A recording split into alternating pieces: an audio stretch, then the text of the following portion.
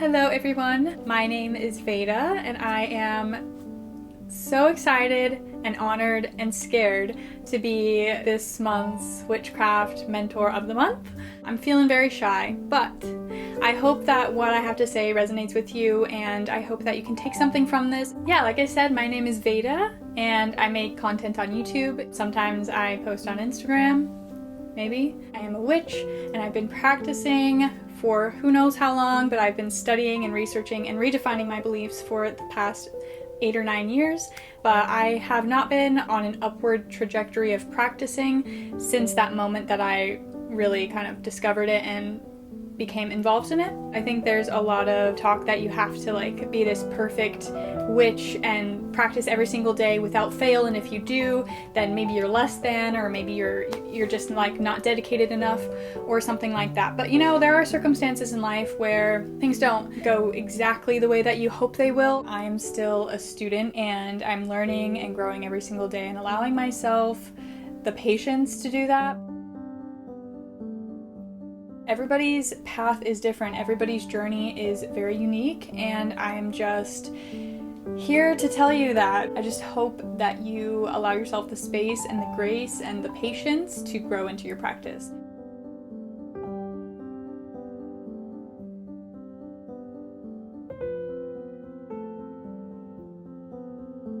I got very excited when the Witchcraft Way shared with me what the theme for August was, which is Earthen Abundance. I was so happy that they asked me to do this month because I have so many thoughts and so many feelings that arose when I heard that theme. I just kind of tried to refine it to stuff that I thought would be useful for a lot of different people. Nothing in this is meant to be this is how you should do it, or this is what this means exactly, and you have to believe what I say. I'm just sharing my perspective, and I hope you take something away from this, but yeah, I'm just gonna share with you what I have to say about Earthen Abundance. I've worked really hard as well on my article that is surrounding the same topic and kind of goes into a little bit more depth about what I'm specifically talking about.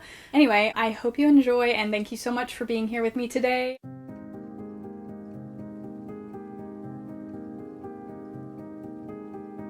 Happy August, first of all. Happy harvest season, and for those of you who are like me, who are obsessed with autumn, we are getting closer in at least the northern hemisphere. It is currently raspberry and blackberry season, and I just bought a whole flat of berries. So good. This is the time when we are able to harvest the fruits of our labor. We know that this is also a time for us to pay attention to what we've set our intentions on in the earlier months. So in spring and summer, what have we personally set into place as intentions, as goals of ours, and how have they come to be? Have they come to fruition? Sometimes they don't always survive, and sometimes it's good to reflect on those things and we can release them so that we can put more energy towards new things that we can grow.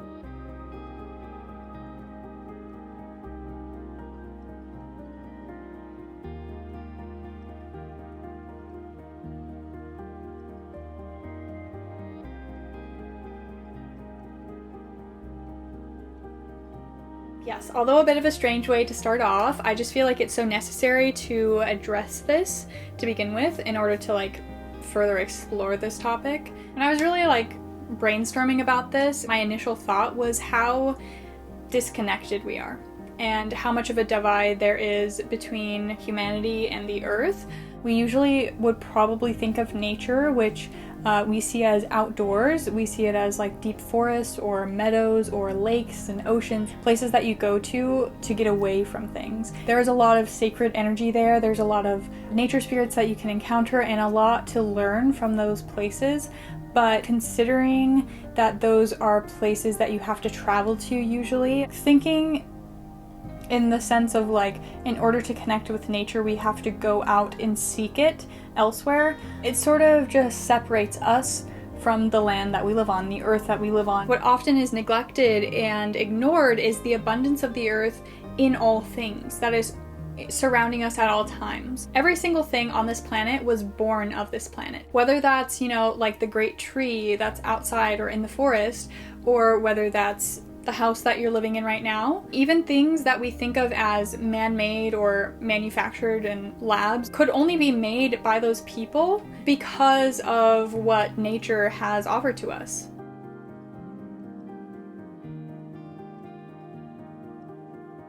Right now, I'm in my house, I'm in my townhouse. There's concrete outside, there's a road outside, and yet that doesn't take away or discount the fact that this is the earth, and this is just as important to honor and to give gratitude to. It's a component that I wouldn't want to ignore. This is where I sleep, this is where I do my spell work, this is where I come home to, and it's so magical here, and there is so much energy to be recognized.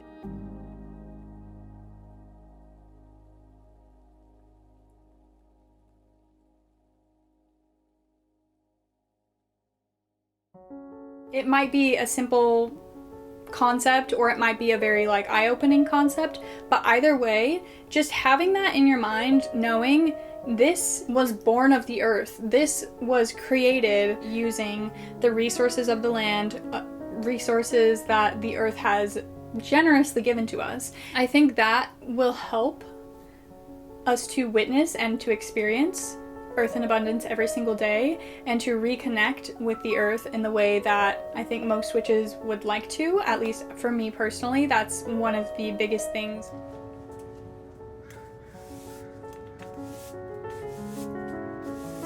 Honoring this connection is what will help us to be better stewards and better allies and better partners to this earth. How do we even begin to conceptualize this in our minds and to think about it in a conscious yet subconscious way that allows us to, recognize this on a daily basis? I think this is about reconnecting with awareness. Being present can be something that is kind of this unknowable topic. It kind of can be a little bit convoluted and hard to understand, but I think it really just means feel everything with all of your senses, with everything that you can. Feel it, touch it, taste it, smell it, see it, look at it, just observe it for what it is without passing judgment on it. Not thinking future or past, just thinking now at this very moment. Being a witch for me is largely about communing with nature and spirits and listening to the energies of all things around me. But of course, this is different for everyone. I know that not everybody feels the same way about what witchcraft means to them or what it means to be a witch. There's a lot of rigidity in certain belief systems or religions that I feel like has its place, but I think that a lot of the time what suppresses our power and what suppresses what we have to offer the world is not feeling like we can be our authentic selves or connect with what really resonates with us. By coming to witchcraft and allowing myself to reclaim my heritage and to be proud of who I am and to, not feel ashamed, but make it part of my power and my ability to give back. I'm going off on a tangent here, but that's just so important to me and why I even became a witch to begin with. So there are so many ways, obviously, to commune with nature, but one of the key ways for me is by emoting. And that sounds kind of weird, and I wasn't really sure how else to put this into words. I've heard somebody say before that emotions are the way that we move energy, and it's true. That's exactly what it feels like. You feel these emotions and you allow your body to fill with this energy of whatever it is that you're trying to accomplish. Magic is a mutual collaboration between ourselves and the things that we come into contact with. So allowing ourselves to be present with everything around us is a way to create balance and harmony. Of course, when things are imbalanced, it can be very hard to accomplish anything. Learning to emote with everything around you, the spirits, the land. It doesn't have to be something that does something for you. It could just be anything that you choose to be present with and honor and respect. This could be you going out into nature and expressing yourself, but also allowing yourself to stop and listen. Speaking is one thing, but listening is also equally, if not more important. So I think it's more important. Right now, as it's summertime and there's a lot of fiery energy, using the opposite of fire, which is water, would be something that would be potentially very grounding for you. And this doesn't have to be like going to the lake or going to the ocean or, you know, traveling somewhere. This could be literally just like spending time with a cup of water that you served yourself to drink and allowing that energy and the spirit of that water to ground you, allowing that to be a bit of a ritual. I think it can help us understand more of what a daily practice could realistically look like or feel like. The next thing that I want to talk about is kind of maybe heard with a little bit of resistance, a little bit of hesitance. I want to talk about prayer. And this oftentimes is something that we have negative connotations with, maybe if you're like me, who is somebody who grew up in a church that you no longer are a part of, or beliefs that you no longer hold. I had a lot of trouble kind of like reconciling those beliefs, and so prayer for me was heavily part of that church and that religion that I was a part of. If it doesn't resonate with you to call it prayer, you could call it giving gratitude, you could call it grace, you could call it whatever you want to call it, but all it really means is to give praise and to give adoration and to kind of just like honor something without any expectation of getting something out of it. It's just simply to express appreciation for something, just like an offering. Reading books or doing the same practices can feel a bit redundant and also like you're stuck in a rut. And I think that certain things, maybe like incorporating prayer a couple of times a week or once a month or whatever it is that you're capable of doing, I think it can be really helpful. At least for me, it helped my perspective flourish a lot and helped me kind of feel like I was going somewhere again rather than being stagnant.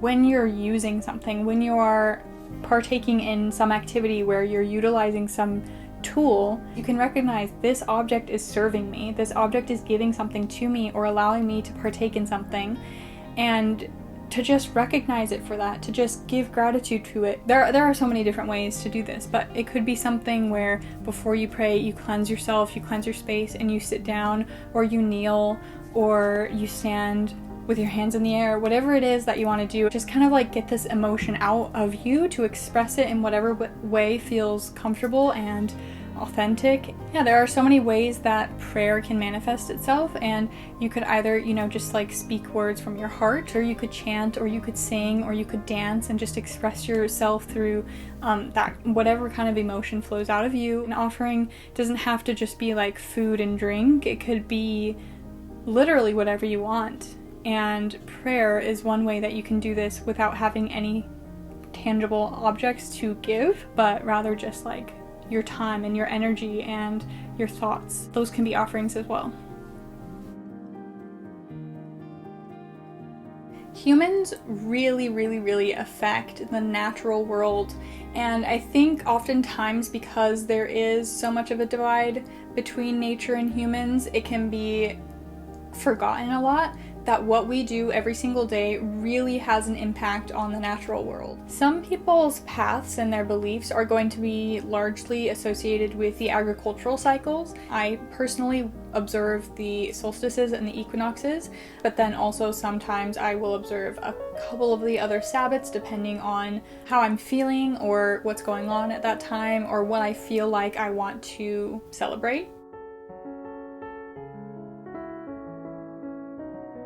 A good place to start, I would say, is to become familiar with your specific locale, your specific location. A lot of people like to get correspondence books, myself included, and a lot of the times there are herbs or plant life that are listed there that are very specific to maybe witchcraft practices and that have significance historically in witchcraft, but from all around the world. And so not all of the plants in correspondence books are going to be the same kind of plants that you might find in your location. And so for me, I live in the Pacific Northwest. I could get a book about native plants from Washington. And of course, this would be a perfect time to go out into nature, to observe and to maybe take pictures of plants that you don't know what they are and come back and research what those are. Or if you have a book that you could identify them with, that would be also a really fun activity that's not innately witchy, but could be part of your witchcraft practice if it is your intention. Just as anything, anybody who lights a candle it doesn't automatically mean that they are performing witchcraft by lighting a candle or blowing out a candle. If they have that specific set intention towards it and they're putting their energy and putting emotion behind it, then that's when it becomes part of your practice. Utilizing the plant life that is in your local area can also be extremely powerful, because I think we all thrive the best when we are in our element, the space that makes us feel the most comfortable and the most capable of growing. If you're using a plant that natively grows where you're using it, it's able to have that vitality, that life force even more prominent in it because it's in the environment that it thrives in. And for me, as an introvert, I know the feeling of when I'm in a space that makes me feel comfortable and safe versus my energy in a place where I'm completely new to and it's uncomfortable to me. I know how my energy and my power feels so drained and so compromised. With everything that I've said, we can look at things as more sacred. Although the earth is so abundant and constantly giving back to us, I think also understanding that resources are finite is something that can help us be more conscious consumers and be more aware and more grateful for what we have on this planet right now. It doesn't have to be about, living a minimalist lifestyle or anything like that. Me, myself, I do love to get new things, but just also making sure that you're getting use out of everything before you throw it away.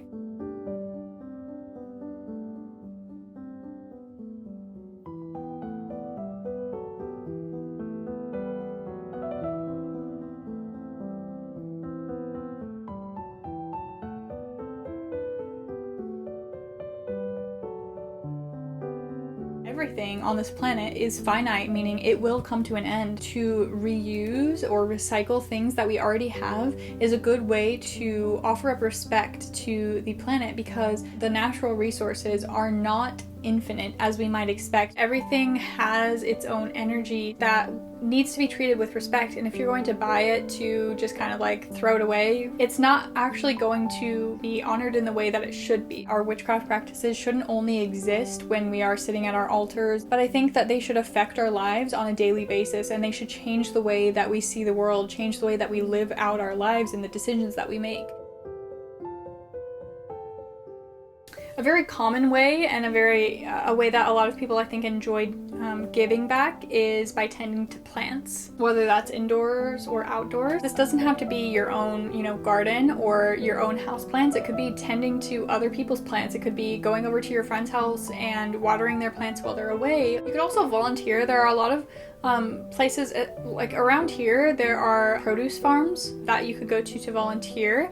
A lot of the farms allow visitors and you can go and harvest your own. But one of the things that I talk about though that I find very interesting and that really has motivated me personally to dedicate time to growing my own food is the concept of growing unique varieties of foods. I'm going to talk more about that in the article, so if you want to go read that, definitely do so. I'm going to talk about some varieties of produce that you could maybe look into and see if you can grow it where you live. And another thing besides growing things, I think it's also composting, and I know that this isn't for everybody. So composting is the act of actually feeding nutrients back to the earth. When you chop vegetables and you have the little stubs left over, fruits and vegetables, things like that, plants, it's the act of collecting those things and mixing it with dirt, dead leaves, or even paper or cardboard, and you mix it all together and you turn it, and as you turn it, it starts to decay and it turns into this nutrient dense soil that can be used as fertilizer. So if you're going to be creating your own garden, and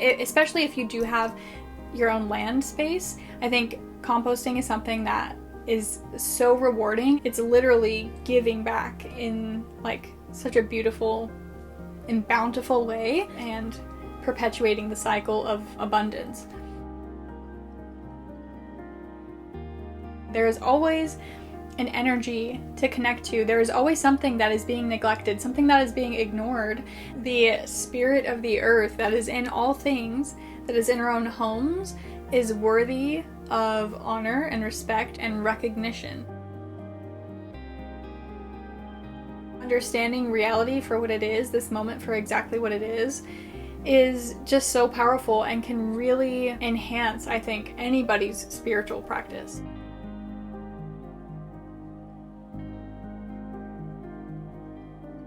Earthen Abundance is here and now. It's right next to you. It's present with you at all times. Thank you for being here with me today. I really enjoyed this, and my throat is so sore now from talking for so long, so I'm gonna go drink some tea. Have a lovely day, and a happy and abundant August.